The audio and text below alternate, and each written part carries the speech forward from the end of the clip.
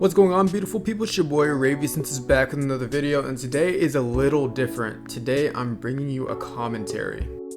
There's been a lot of news circulating around the internet lately, but one thing that stood out to me was the Andrew Tate situation. I'm pretty sure you guys already know who Andrew Tate is. I don't think I need to dive into who he is, but just for reference, I'll put on a picture. And then for another reference, he's obviously going to be in the thumbnail.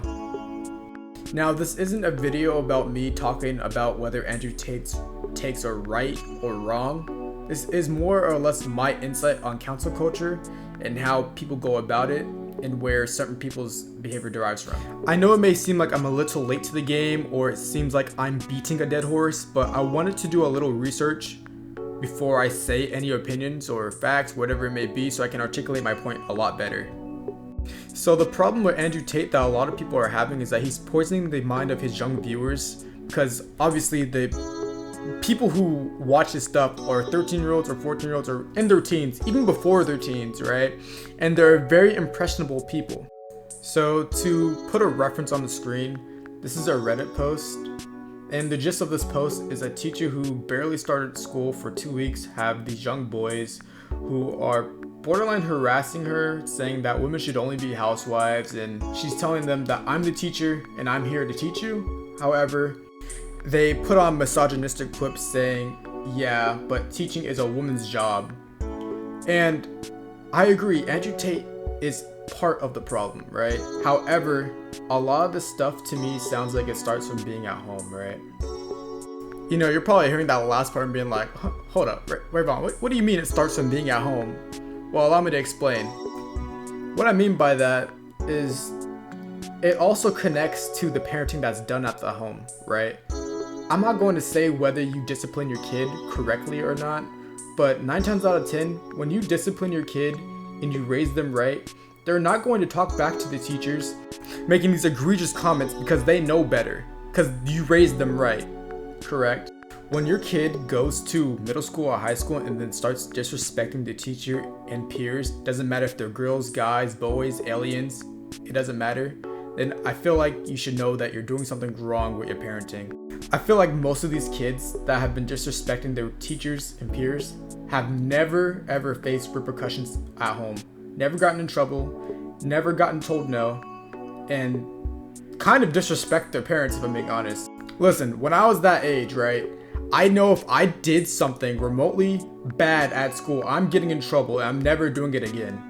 So I'm wondering why these kids have such big cojones where they can just tell their teachers all these ridiculous claims. And then I realized something. It has to be something at home. Now I know personally that you can't control who your kid hangs around at school or what they do at school. Listen, I know there are some special cases where the kid straight up acts like a bat out of hell, even though the parents do discipline their child. So you're probably wondering why I just told that whole story of that Reddit post when the main topic of this video is about cancel culture. It's because I realize it's so easy to put the blame on somebody else. Yes, Andrew Tate has said horrendous things and I agree, but do you think canceling someone's really going to fix a problem? This guy is not an Avengers level threat. There's going to be way worse to replace him later down the line. And you know what? When this person replaces Andrew Tate, or when he comes onto the scene, he's going to be the most volatile and eruptive person we've ever seen, and we're going to be looking back like, damn, maybe Andrew Tate wasn't that bad. If you really think about it, this cancellation did Andrew Tate more good than it did bad. This man didn't need YouTube, he didn't need Twitter, he didn't need TikTok, and he sure as hell didn't need Facebook. Like, who uses Facebook?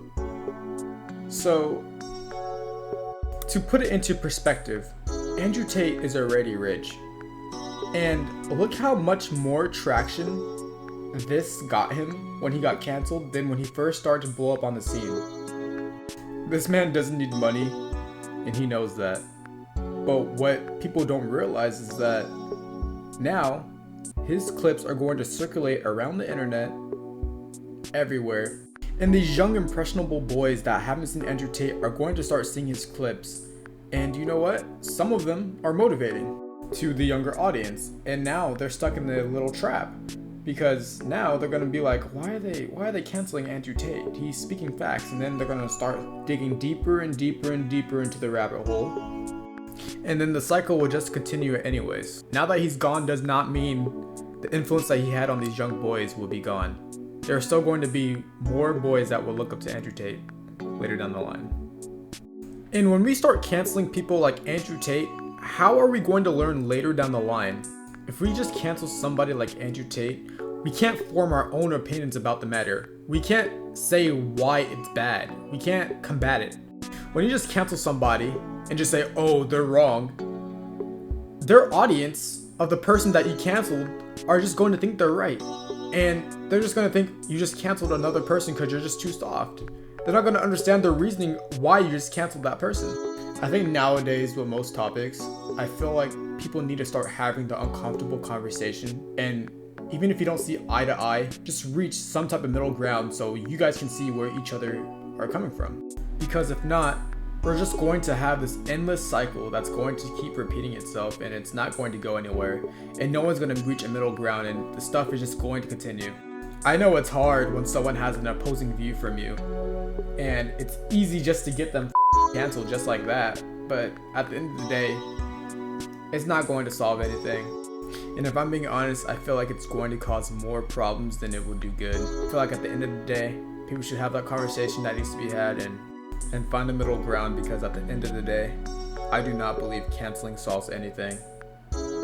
But that's my thoughts on this matter. I hope you guys enjoyed the video, and if you have any thoughts on the situation, please comment down below and I'll be glad to listen and talk about it. And please enjoy the really bad Apex gameplay. I needed something to play in the background while I talk, and now looking at it, I should have just chose a different game.